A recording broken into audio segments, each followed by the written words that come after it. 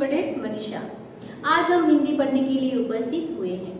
हमने पार्ट 1 के अंदर ममता कहानी देखी थी। उसमें पार्ट 1 में हमने क्या क्या देखा था उसके बारे में हम जानकारी प्राप्त करते हैं।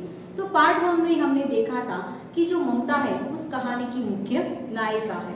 वह ममता जो है वो मंत्री चुड़ासमणि की एक मात्र विधवा पुत्री थी। तो यहाँ पर जो रोहतास दुर्ग का जो किला है तो उसके मंत्री जो चुड़ासमणि है तो वो चुड़ासमणि अपनी बेटी को लेकर बहुत दुखी थे। तो उन्होंने शेरशाह से हाथ मिला लेते हैं और उनसे जो मिला हुआ उत्कोच यानी इसके मतलब जो रिश्वत मिली हुई है वह रिश्वत अपनी बेटी ममता को देना चाहते हैं। तो यहाँ पर ममता वो रिश्वत लेने से इनकार करती है। वो कहती है कि हमें ऐसा करना नहीं चाहिए, ये बहुत बुरी बात है। तो यहाँ पर इस तरह से ममता और उसके पिताजी के बीच यानी मंत्री चुड़ासमणि के बीच रिश्वत को लेकर बहस होती है और उसके बाद मंत्री चुड़ासमणि वहां से चले जाते हैं और उसके बाद शेरशाह के जो सैनिक है वहां पर डोलियों में बैठकर आते हैं और वहां पर दोनों के बीच तलवारें खींची जाती है और उसमें मंत्री चुड़ासमणि जो है वो मारे जाते हैं और ममता जो है वो वहां से भाग निकलती है यानी वहां से बचकर निकल जाती है।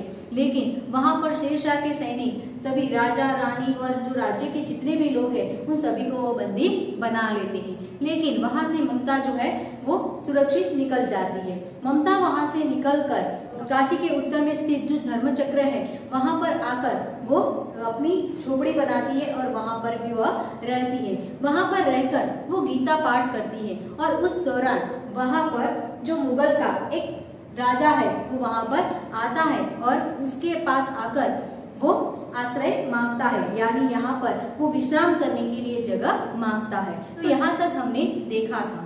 तो आगे हम अब कहानी पढ़ेंगे और समझने का प्रयत्न करेंगे। गला सूख रहा है, साथी छूट गए हैं, अश्व गिर गए हैं, इतना थका हुआ हूँ। इतना कहते कहते वह व्यक्ति थम से बैठ गया। उसने सामने पूरा ब्रह्मांड घूमने लगा। स्त्री ने सोचा यह विपत्ति कहाँ से आई। यहाँ पर वो जो व्यक्ति आया हुआ था आश्रय मांगने के लिए वो कहता है कि मेरा गला सूख रहा है यानी मुझे पानी मैंने कब से पानी नहीं पिया जिसके कारण मेरा गला सूख रहा है। और जो मेरे साथी मित्र थे जो दूसरे सैनिक थे वो सभी छूट गए यानी वो सब आगे निकल गए, मैं अकेला पीछे रह गया। अश्व गिर गए यानी जो जितने भी हमारे पास अश्व थे वो सारे गिर गए यानी थक कर वहां पर बैठ गए। इतना थका हुआ, इतना कहते कहते वह व्यक्ति भी वहां पर थम करके बैठ जाता है यानी युद्ध से वह भागकर आया था जिसके कारण वो बहुत थका हारा था इसलिए वो वहां पर बैठ जाता है। उसके सामने पूरा ब्रह्मांड घूमने लगा यानी उसको चक्कर आने लगते हैं और ऐसा लगता है कि उसके सामने पूरा ब्रह्मांड जो है वो घूम रहा है। स्त्री ने सोचा यह विपत्ति कहाँ से आई यानी यहाँ पर ममता सोचती है कि ये जो आपत्ति कहाँ से आई। उसने जल दिया, मुगल के प्राणों की रक्षा हुई। यहाँ पर ममता उसे जल देती है यानी पानी देती है और इसके कारण मुगलों के प्राणों की रक्षा होती है।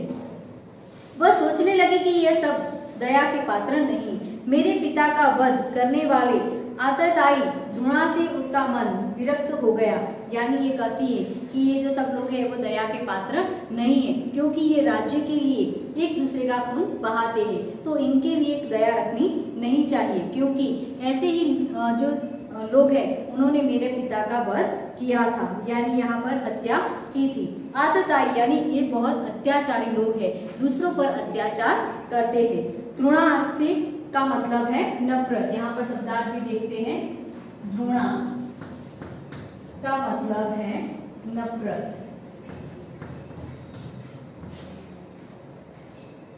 आतताई का मतलब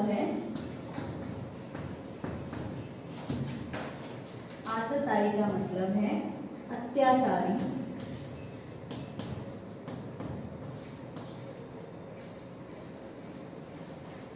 यहाँ पर वो उन लोगों से नफरत करती है और उन लोगों अपने पिताजी को याद कर कर उसका मन जो है वो दुखी हो जाता है।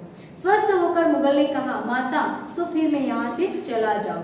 यहाँ पर पानी पीने से उसके अंदर थोड़ी बहुत शक्ति आती है जिसके कारण वो स्वस्थ हो जाता है और वो संभल जाता है और वो कहता है कि अब मैं ठीक हूँ, अब मैं यहाँ से चलता हूँ। स्त्री विचार कर रही थी, मैं ब्राह्मणी हूँ, मुझे तो अपना धर्म अतिथि देव के सत्कार का पालन करना चाहिए। यानी यहाँ पर ममता कहती है कि मैं ब्राह्मणी हूँ, यानी मैं ब्राह्मण जाति की हूँ, तो यहाँ पर हमारा धर्म कहता है कि हमारे घर आए हुए अतिथि का हमें सत्कार करना चाहिए। तो यहाँ पर मुझे इसका आदर सत्कार करना चाहिए।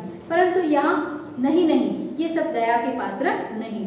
यहाँ पर ममता फिर सोचती है कि परंतु यहाँ ये सब लोग दया के पात्र नहीं है, यानी कोई अतिथि आता है तो हमें उसका आदर सत्कार करना चाहिए, लेकिन ये सब तो एक दूसरे के खून के प्यासे रहते हैं, तो उनका आदर सत्कार करना नहीं चाहिए। परंतु ये दया तो नहीं, कर्तव्य करना है। यानी यहाँ पर ममता अपने मन के साथ और अपने दिमाग के साथ, यानी दोनों के बीच बहस चल रही है। एक कहता है, मन कहता है कि हमें अपना कर्तव्य निभाना चाहिए, और दिमाग कहता है कि ये अत्याचारी लोग हैं, उनकी रक्षा करनी नहीं चाहिए। तो यहाँ पर वो कहती है कि मुझे इन पर दया थोड़ी करनी है, मुझे तो अपना कर्तव्य धर्म निभाना है, यानी जो मेरा कर्तव्य है कि अतिथि का आदर सत्कार करना, वो मुझे निभाना है। तब मुगल अपनी तलवार टेक कर उठ खड़ा हुआ। ममता ने कहा, क्या आश्चर्य है कि तुम भी छल न करो, ठहरो। यहाँ पर छल का मतलब है धोखा, छल का मतलब धोखा।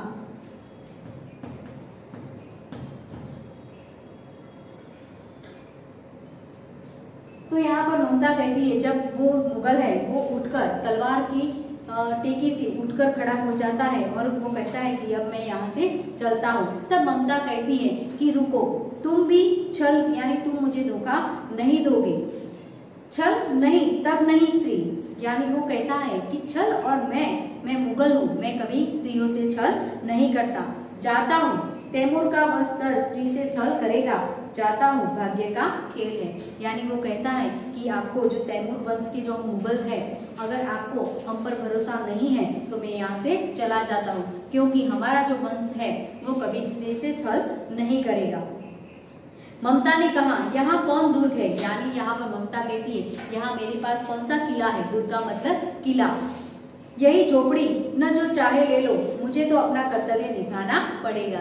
यहाँ पर ममता कहती है कि तुम मेरे साथ छल करके भी क्या करोगे, क्योंकि मेरे पास तो कोई किला है नहीं, कोई राज्य है नहीं, तो जो तुम मेरे साथ धोखा करोगे, मेरे पास एक छोटी सी झोपड़ी है, अगर तुम चाहे तो वो उसे ले सकते हो, लेकिन मुझे अपना कर्तव्य निभाना है।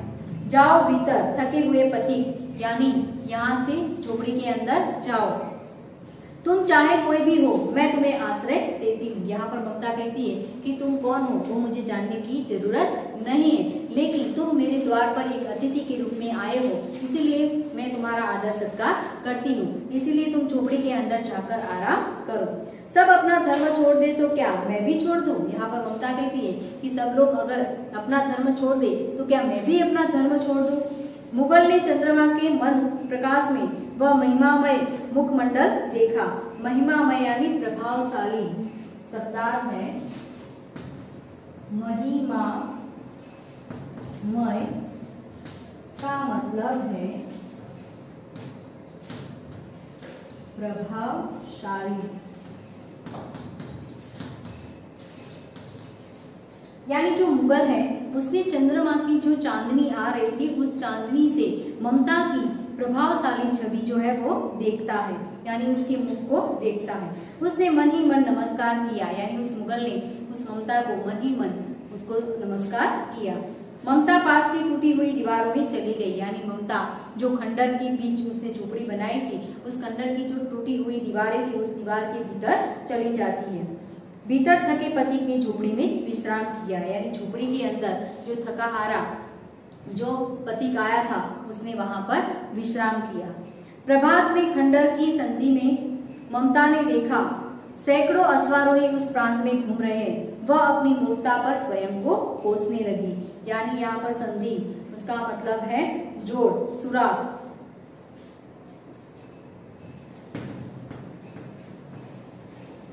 संधि का मतलब है सुराग और जोड़। वो कहती है कि प्रभात में खंडर की जो दरारें होती है, जो जोड़ होती है, दो दीवारों के बीच की जो जोड़ होती है, उस जोड़ में से वो देखती है कि वहां पर बहुत सारे सैकड़ों अश्वारोही जो सैनिक है, घुड़सवार पर बैठे हुए जो सैनिक है, वहां पर उसकी झोपड़ी के आसपास घूमते हैं। तो वो अपने आप को कोसती है कि मैंने इस अतिथि को अपने यहाँ आश्रय देकर बहुत बड़ी गलती कर दी। एकाएक झोपड़ी से निकलकर उस पथिक ने कहा, मिर्जा मैं यहाँ हूँ। यहाँ पर वो जो सैनिक था, जो मुगल था, वो अचानक झोपड़ी से बाहर आकर कहता है कि मिर्जा मैं यहाँ हूँ। यानी यहाँ पर एक सैनिक का जो नाम है मिर्जा, वो उससे बुलाते हैं और कहते हैं कि मैं यहाँ पर हूँ। शब्द सुनते ही प्रसन्नता की चित्कार ध्वनि से वह प्रात गूंज उठा। यहाँ पर चित्कार का मतलब है प्रसन्नता भरी ध्वनि। चित्कार का मतलब है प्रसन्नता भरी, यानी यहाँ पर प्रसन्नता भरी ध्वनि गूंज उठती है। यानी जब वो सम्राट राजा को देखकर, मुगल राजा को देखकर सब लोग जो सैनिक है वो खुश हो जाते हैं और जय घोष का नारा लगाने लगते हैं। ममता अधिक भयभीत हुई। पथिक ने कहा, वह स्त्री कहाँ है? यहाँ पर ममता जो है वो अधिक डर जाती है और तब वो मुगल कहता है कि वह स्त्री कहाँ है, उसे खोज निकालो। यहाँ पर वो अपने सैनिकों से आदेश करता है और उस स्त्री को खोजने के लिए कहता है। ममता छिपने के लिए अधिक सचेष्ट हुई, यानी यहाँ पर ममता सावधान हो जाती है उनसे छुपने के लिए। वह मृगदाव में चली गई। यहाँ पर मृगदाव का मतलब है कि जब शिकारियों से बचने के लिए जो मृग है वो घनी झाड़ियों के बीच छुप जाते हैं, वहां जाकर ममता छुप जाती है। दिन भर उसमें से न निकली, यानी दिन भर जब तक वो अश्वारोही उस झोपड़ी के पास घूम रहे थे तब तक वो वहां से नहीं निकली। संध्या हो गई, वे लोग जाने लगे, यानी संध्या का समय हो गया, सब लोग वहां से चले जाते हैं। ममता ने सुना पथिक घोड़े पर सवार होते हुए कह रहा था, मिर्जा उस स्त्री को मैं कुछ न दे सका, उसका घर बनवा देना, क्योंकि मैंने विपत्ति में यहाँ विश्राम पाया था। यह स्थान भूलना मत। इसके बाद वे वहां से चले गए। यानी ममता ने सुना था कि उस पथिक ने जाते वक्त अपने सैनिक से कहा था कि उस स्त्री ने मुझे यहाँ पर आश्रय दिया था, इसलिए इस झोपड़ी को एक मकान बना देना, क्योंकि उसने मुझे विश्राम करने के लिए यहाँ पर जगह दी थी, तो इस जगह को भूलना मत। चौसा के मुगल पठान युद्ध को बहुत दिन बीत गए, यानी जो चौसा के मुगल का जो पठान के बीच का जो युद्ध था, उस युद्ध में बहुत सारे दिन बीत जाते, बहुत सारे साल बीत जाते हैं। ममता अब 70 वर्ष की वृद्धा है। एक दिन वह अपनी झोपड़ी में पड़ी थी, यानी बहुत सारे दिन बीत गए थे। उस वक्त ममता की आयु कितनी थी? 70 वर्ष की, यानी 70 साल की थी। एक दिन वह अपनी झोपड़ी में पड़ी थी, यानी उस वक्त वो अपनी झोपड़ी में सो रही थी। शीतल काल का प्रभाव था, उसका कंगाल खांसी से गूंज रहा था, यानी शीतल काल, यानी जो ठंडी का जो प्रभाव था वो उसके शरीर पर दिखाई देता था।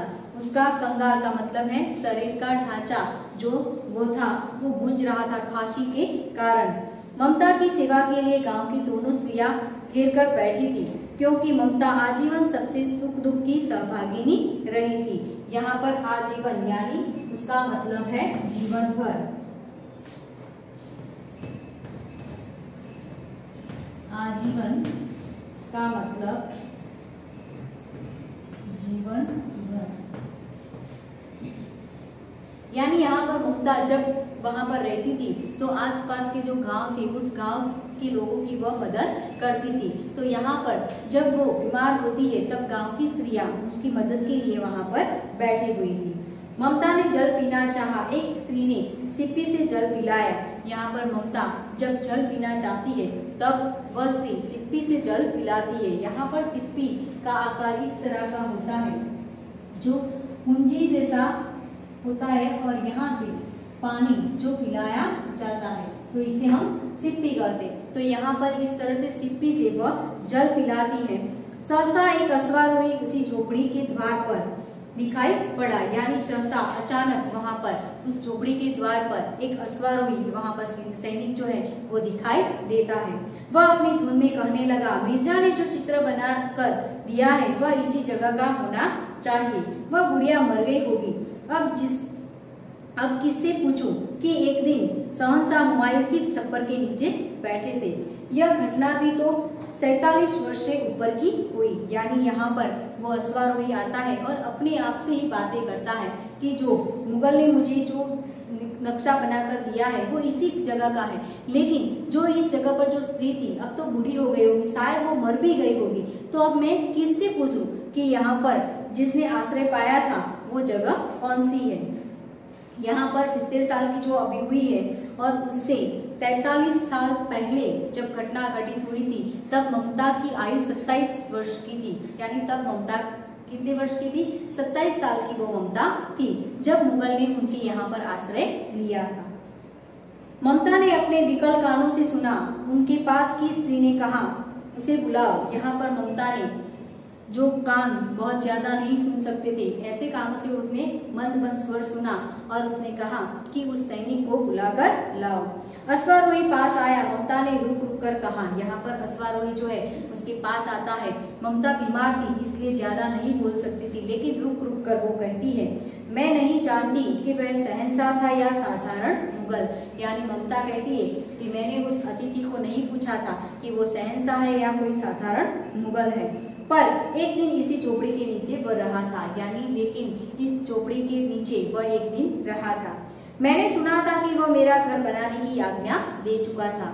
यानी वो कहते हैं कि मैंने भी सुना था कि उसने मेरा घर बनवाने की आज्ञा दी थी।